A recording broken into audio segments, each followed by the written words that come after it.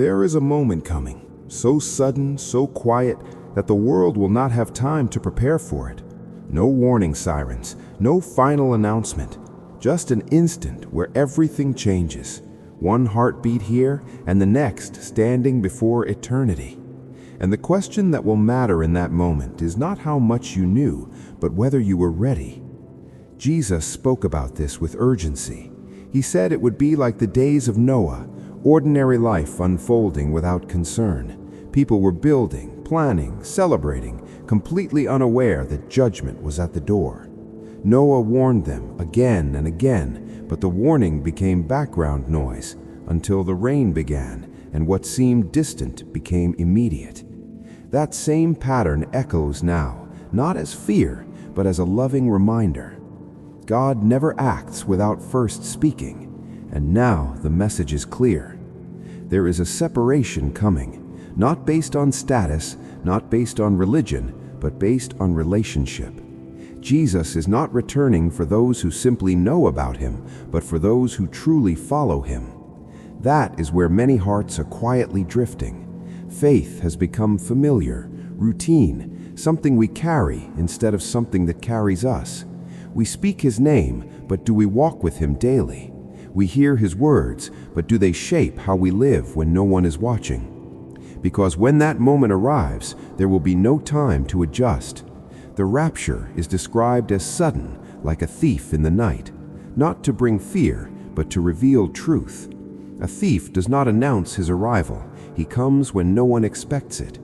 In the same way, Christ will come for his people when the world feels secure, when distractions are at their peak, when hearts are least prepared. And in that instant, those who belong to him will be taken, and the world will be left trying to understand what just happened. But this is not the end of the story.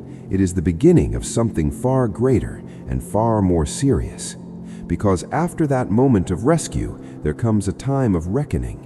The Bible speaks of a difference between Christ coming for his people and Christ returning with his people. One is a moment of gathering, filled with hope for those who are ready. The other is a moment of justice, where truth is no longer hidden and every heart is revealed. And the tragedy is, many will only realize the difference after they have missed the first moment.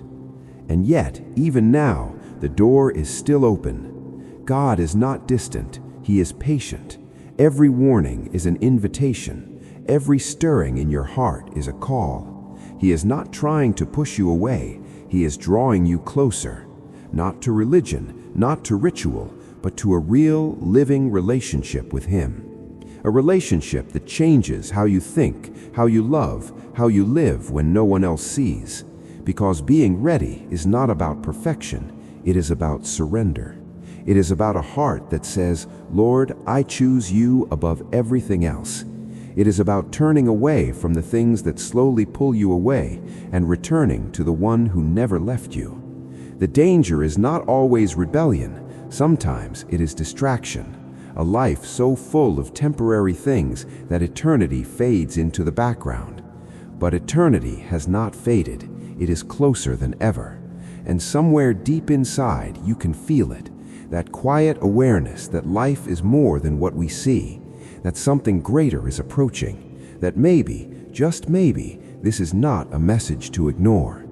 So ask yourself honestly, if that moment happened today, would you be ready to go, or would you be left trying to understand why you stayed? This is not about fear, it is about truth. It is about a loving God who refuses to let you walk blindly towards something you were never meant to miss. He has made a way. Through Jesus, there is forgiveness, restoration, and a place prepared for you. But that invitation must be received. Not tomorrow, not someday, now. Because when he comes, there will be no time left to decide, only time to reveal what you have already chosen. And for those who are ready, that moment will not be terrifying, it will be glorious. A reunion, a rescue, a promise fulfilled. So don't let this be just another message you hear and move past. Let it settle in your heart.